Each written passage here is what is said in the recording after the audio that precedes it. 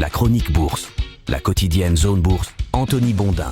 Salut à toutes et à tous et bienvenue dans ce point de marché Zone Bourse. Nous sommes le jeudi 11 avril 2024 et il s'appelle ce matin « C'est grave, Dr Powell ?» Les marchés actions américains ont perdu 1% hier après une statistique qui a rebattu les cartes de l'évolution de la politique monétaire aux États-Unis. Pour l'instant, l'Europe a l'air de s'en tamponner le coquillard, à moins qu'elle ne soit un petit peu longue à la détente. On va examiner tout ça à chaud et notamment les conséquences de la vigueur de l'inflation américaine et on va aussi aborder 2 ou 3 autres trucs intéressants. J'ai vu ce matin sur la une de Libération que la pièce est tombée du mauvais côté pour le PSG hier soir lors d'un match contre Barcelone. Je ne suis pas un grand fan de foot loin de là, mais l'image m'a tout de suite fait penser à ce qui s'est passé hier sur les marchés financiers. Aux États-Unis, la pièce est aussi tombée du mauvais côté pour la politique monétaire de la Fed. En l'occurrence du mauvais côté de l'inflation puisque l'évolution des prix américains en mars a pris la tangente en quittant le scénario plan-plan de la décrue progressive. Je ne vais pas rentrer dans le détail des chiffres, mais retenez que la différence avec ce qui était attendu est assez minime, mais c'est quand même la 3e fois d'affilée que l'inflation est un petit peu plus vigoureuse que ce qui était prévu outre-Atlantique. Ça complique donc la donne pour la Banque centrale américaine qui a de moins en moins d'arguments pour commencer à assouplir sa politique monétaire. Et ça, les marchés l'ont bien compris, le rendement de la dette à 10 ans aux États-Unis a bondi de 4,39 à 4,54%, c'est son plus haut niveau depuis la fin du mois de novembre dernier. L'outil FedWatch du CME dont je parle souvent, c'est celui qui donne la probabilité d'évolution des taux en fonction des contrats à terme, eh bien il est passé d'un niveau légèrement supérieur à 50% de probabilité en faveur d'une baisse de taux en juin à seulement 18% ce matin. Le décalage entre l'histoire que se racontait le marché et la réalité est tel que les financiers ne croient même plus à une baisse de taux en juillet. On est actuellement à 54,5% de probabilité de statu quo. Je vais quand même rappeler que, comme souvent, l'effet de balancier fait que le marché passe d'un optimisme béat à une profonde dépression sans expérimenter les phases intermédiaires et que les jours qui viennent devraient amener une lecture un petit peu plus pragmatique des choses. Mais en tout cas, à court terme, la narration dominante redevient « les taux américains resteront élevés plus longtemps que prévu ». Les investisseurs d'ailleurs n'attendent plus que 2 baisses de taux cette année, dont la première en septembre. On est quand même très loin de ce qui prévalait en début d'année, ça ressemblait plutôt à « on aura 7 baisses de taux en 2024, dont la première dès le mois de mars ». Je rappelle une fois de plus que les baisses de taux sont censées apporter davantage de liquidité et les marchés adorent la liquidité et l'abondance d'argent frais. Du coup, le maintien de conditions relativement restrictives est plutôt une mauvaise nouvelle, même si jusqu'à maintenant, les marchés n'ont cessé de progresser, en tout cas du côté des marchés actions. En conséquence, les oracles qui clamaient depuis quelque temps qu'ils entrevoyaient seulement 2 baisses de taux cette année, une seule, voire pas du tout, sont en train de boire du petit lait. Bloomberg est même allé chercher Lawrence Summers, le secrétaire du Trésor de Bill Clinton,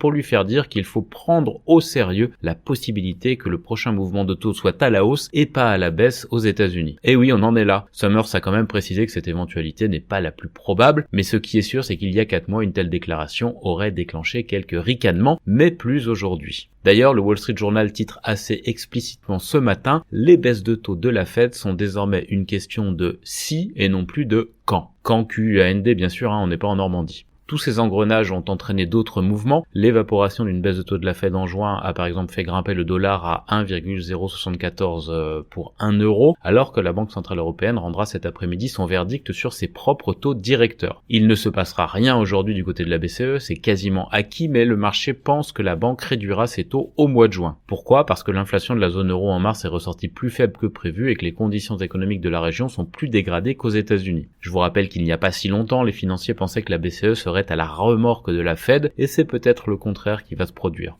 Le point important de la réunion du jour à Francfort sera le ton adopté par Christine Lagarde en conférence de présentation. Les investisseurs s'attendent à une sémantique assez neutre qui laisserait la voie ouverte pour ce fameux assouplissement de la politique monétaire à court terme. Il ne faudrait pas que les faucons de l'institution soient parvenus à reprendre la main, sans quoi le doute pourrait s'installer, et ça évidemment ça pèserait sur les marchés actions européens. D'autres statistiques d'inflation attirent l'attention ce matin, celle de la Chine où les prix à la consommation n'ont progressé que de 0,1% en mars, c'est en deçà des attentes. Le consensus était à 0,4. Les prix à la production chinois ont reculé de moins 2,8%, ça c'était comme attendu. Ces chiffres ne cadrent toujours pas avec une forte reprise économique et il ne manque pas de susciter quelques déceptions ce matin. En parallèle, il faut noter que la Banque centrale chinoise a renforcé son soutien au yuan en fixant un taux de change de référence quotidien à un niveau qui a dépassé les estimations. Pourquoi ? Parce qu'avec le renforcement du dollar, toutes les devises sont en train de trinquer. Ce matin, le marché chinois qui fait aussi peu de cas de 2 mauvaises nouvelles sur le front immobilier,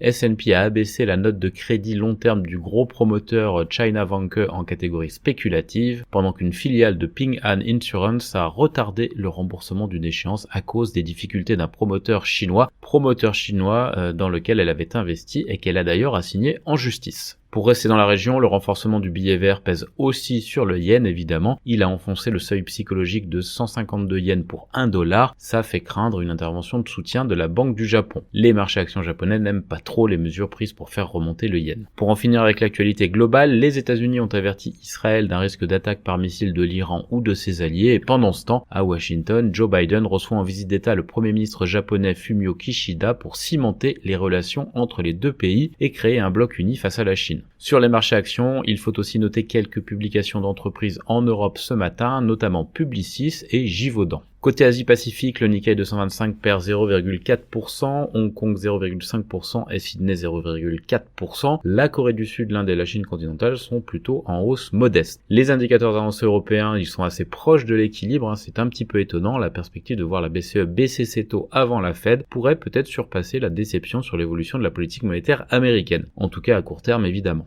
On migre sur l'actu des sociétés en France, donc Publicis a enregistré une croissance de 5,3% de son chiffre d'affaires au premier trimestre, ça dépasse les attentes. Airbus, en cours des coûts initiaux importants pour se préparer à augmenter sa cadence de production d'avions civils, a expliqué son directeur financier. Société Générale a signé un protocole d'accord avec le groupe BPCE en vue de la cession de ses activités Société Générale Équipement Finance pour 1,1 milliard d'euros. Et plusieurs grosses entreprises européennes, dont Deutsche Telekom, Orange et Airbus, ont critiqué une proposition qui permettrait à Amazon, Alphabet ou Microsoft de soumissionner pour des contrats européens hautement sensibles dans le domaine du cloud. Air Liquide a accru ses capacités de production de biométhane aux États-Unis, Eramet a obtenu un accord important pour la poursuite des activités de la SLN en Nouvelle-Calédonie, Eiffage et Sequence signent une VFA de 41 logements locatifs intermédiaires, Atos est ouvert à une prise de participation minoritaire de l'État français dans la filiale stratégique BDS et Ruby finalise la cession de 55% de Ruby Terminal à iSquared Capital. Audacia a bouclé un premier tour de table de 70 millions d'euros pour Cantonation 2, un second fonds de Cantonation Venture dédié aux technologies quantiques. McPhee projette de passer du marché réglementé sur Euronext Growth et DroneVolt a signé un accord de distribution en Turquie. Ose Immuno a reçu un financement public de 8,4 millions d'euros pour son essai clinique de phase 3 avec Tedopi contre le cancer du poumon et Selectis mène de la R&D sur une nouvelle approche d'édition intronique pour le traitement des maladies métaboliques congénitales par des cellules souches hématopoïétiques modifiées. J'espère que j'ai tout prononcé correctement. Du côté des publications du jour, outre Publicis, on a Katana, Eurobio, Vogo, Mon Courtier Énergie, Carbios, Cumulus ou encore Stif. À l'international, Givaudan a publié des résultats légèrement supérieurs aux attentes. Du côté de l'Europe, on a UBS qui a souffert en bourse parce que la banque va être confrontée à des règles plus strictes dans le cadre de la réponse suisse au sauvetage du Crédit Suisse. Lufthansa qui a suspendu ses vols vers l'Iran dans un contexte de tension régionale et UMG qui a conclu un partenariat de distribution numérique mondiale avec la société de divertissement chinoise TF Entertainment.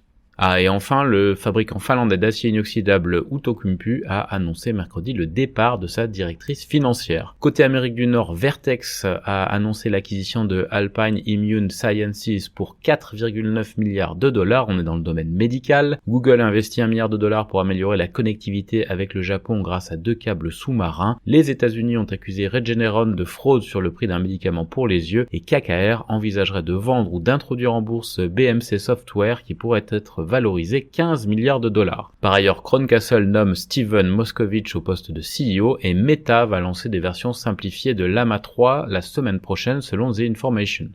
Enfin, en Asie-Pacifique, Reliance Industries et Tesla explorent une coentreprise pour construire une usine de fabrication de véhicules électriques en Inde. S&P a donc abaissé la note crédit de China Vanke en catégorie spéculative. Et ça aussi, je l'ai déjà dit, une filiale de Ping An a retardé le remboursement d'un produit en invoquant la crise du marché immobilier. Côté principale publication du jour, on a Constellation Brands, Fastenal, Porsche, Givaudan, Publicis ou encore BAT Group. Voilà, c'est terminé pour ce point de marché du jour. Je vous souhaite à toutes et à tous une excellente journée.